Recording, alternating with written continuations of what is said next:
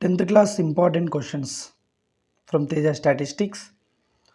Real numbers వాస్తవ సంఖ్యలు ఏదైనా ధనపూర్ణ సంఖ్యకు కు n,n+2 లేదా n+4లలో ఏదైనా ఒకటి మాత్రమే భాగింపబడుతుందని చూపము.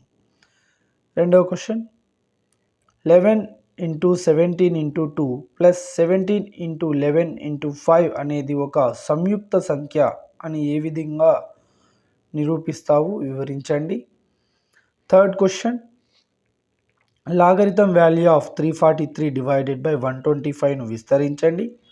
Fourth question x² + y² = 6xy అయినా 2 × log x + y = log x + log y + 3 log 2 అని చూపండి.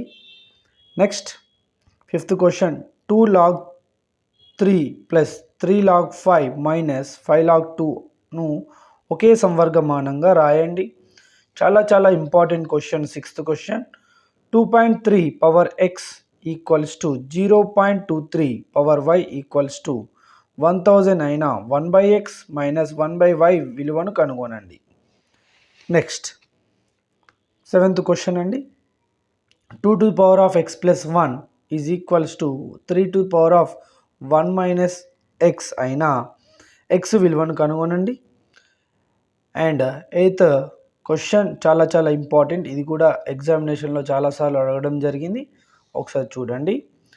లాగరిథం వాల్యూ ఆఫ్ 2/10 = 0.3010 అయినా 4/2013లో సంఖ్యలో ఎన్ని అంకెలు ఉంటాయో తెలుపండి.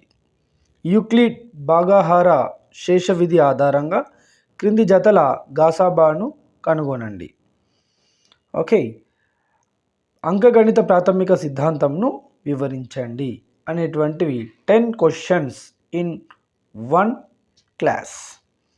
ఒకటేసారి మనం 10 క్వశ్చన్స్ని ప్రాక్టీస్ చేసుకొని వెళ్ళినట్టయితే ఎగ్జామ్లో విజయం సాధించడానికి అవకాశాలు ఎక్కువగా ఉంటాయి.